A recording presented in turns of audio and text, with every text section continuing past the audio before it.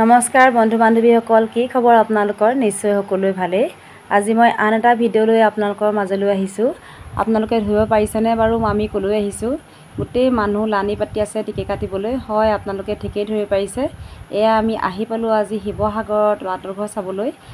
লখিমপুৰৰ ঢকুৱাখানাৰ দাদাহঁত আহিছিল, দাদা বৌ, তেওঁলোকক দেখুৱাবলৈ বুলি এয়া আমি তলাতল ঘৰ পালোঁহি। আৰু টিকেট কটা জেগাডোখৰ যে ইমান দিগদাৰ হ'ল, অফলাইন টিকেট নাপায়, অনলাইন টিকেটহে কৰিব লগা হৈছে।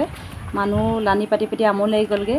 আৰু এয়া আমি তলাতল ঘৰৰ ভিতৰলৈ ওপৰলৈ মানে উঠি আহিছোঁ। এয়া চাই থাকক ভিডিঅ'ত দেই।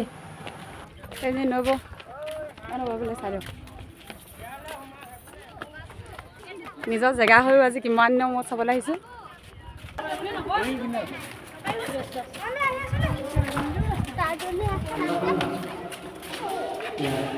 সেইখন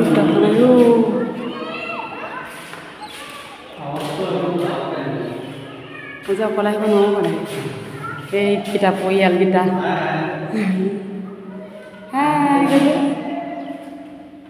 মাতটো ভইচটো কিবাকৈ আহিছে ন, গমাই আছে কিবা। আৰু এইফালে চাওকচোন বাহিৰৰ পৰিৱেশটো কি ধুনীয়া লাগিছে। গোটেই তলাতল ঘৰ যেনি তেনি বাট আছে এইফালে। মই যে এইফালে অকলে আহিব নোৱাৰোঁ দেই। আৰু এইফালে ভিতৰৰ ভাগত যে যেনি তেনি গ'লেই মানে একেফালে ওলাইগে, ইফালে গ'লেও একে চাইডে ওলাইগে, সিফালে গ'লেও একে চাইডে ওলাইগে। কোনে কোনে অহা নাই চাবলৈ আহিব দেই।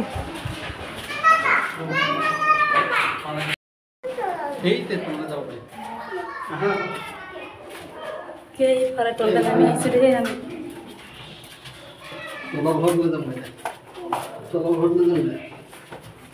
আমি যেতিয়া ওপৰত থাকিলে নহয়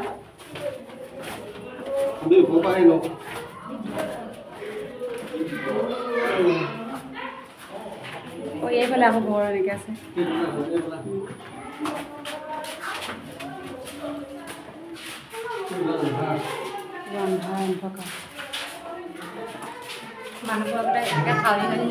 তাকে কৈছোঁ, আগৰ মানুহবোৰ চাপৰ আছিলে, আগৰ ৰজাবিলাক।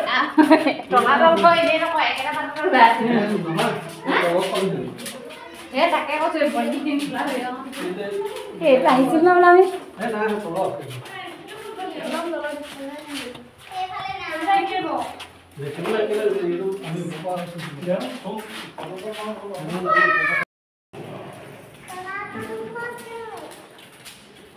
মানে এইফালৰ পৰা এপাক ঘূৰি আহোঁ।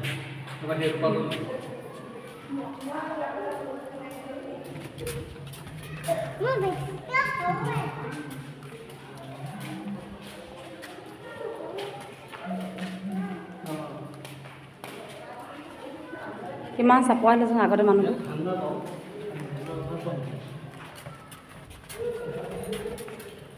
এতিয়া পলিঅ' খাই মানুহবোৰ কয় থাকিলে। হে এই আগতে ইমান যুদ্ধ কিবা হয় বোলে, এনেকৈ দুৱাৰ এনেকৈ গাঁৱলীয়া হৈ যাব পাৰে জানো? তেওঁ ইমান চাপৰ চাপৰ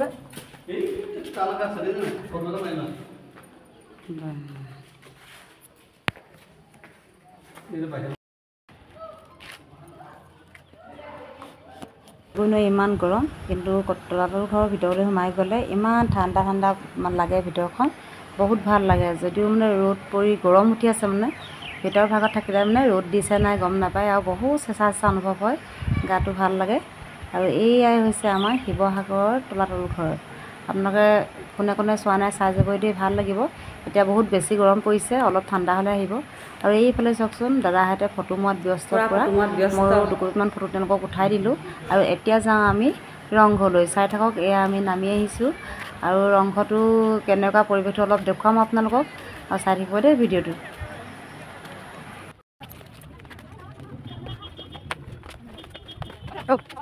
এয়া পালোঁহি আমি জয়সাগৰ পুখুৰী। দাদাহঁতে বোলে জয়সাগৰ পুখুৰীটো চাই যাওঁ বুলি ক'লে। এইফালে আমি জয়সাগৰ পুখুৰীটো দেখাই লৈছোঁ। আপোনালোকে তলাতল ঘৰ আৰু ৰংঘৰৰ মাজতে আছে বুলি ক'ব লাগিব। এইফালে ছাইডতে পোৱা হয় তলাতল ঘৰত, সেইটো হৈছে আমাৰ জয়সাগৰ পুখুৰী। এতিয়াহে আমি পামগৈ ৰংঘৰ। আৰু এইয়া পালোঁহি আমি ৰংঘৰ। ৰংঘৰৰ বাহিৰৰ পৰিৱেশটো চাওক, আৰু ভিতৰৰ পৰিৱেশটো তলাতল ঘৰৰ নিচিনাই দেখিবলৈ অলপ, কিন্তু তলাতল ঘৰটো অলপ বেছি ডাঙৰ আৰু ৰংঘৰটো অলপ সৰু, কিন্তু ভিতৰৰ ভাগত থাকিলে একেই নিচিনা লাগে দেখিবলৈ। আৰু এয়া ৰংঘৰৰ মই ওপৰলৈ উঠি নগ'লোঁ, বহুত ভৰি বিষ হৈ গৈছেগৈ, সেইকাৰণে মই তলত থাকিলোঁ, দাদাহঁতে ওপৰলৈ উঠি গ'ল। আকৌ আজি আহি গ'লোঁ কাৰেংঘৰ। কালি ৰংঘৰ আৰু তলাতল ঘৰ চাওঁতে আমাৰ যিহে অৱস্থা হ'ল, পূৰা ভৰি বিষ। আৰু দাদাহঁতো যাবগৈ বোলে আজি, সেইবাবে ভাবিলোঁ আমি কেলেনো কাৰেংঘৰত থাকি যাব লাগে, কাৰেংঘৰটো দেখুৱাই যাওঁ বুলি সোমাই আহিলোঁ। একেবাৰে তেওঁলোক ওলাই আহিছে।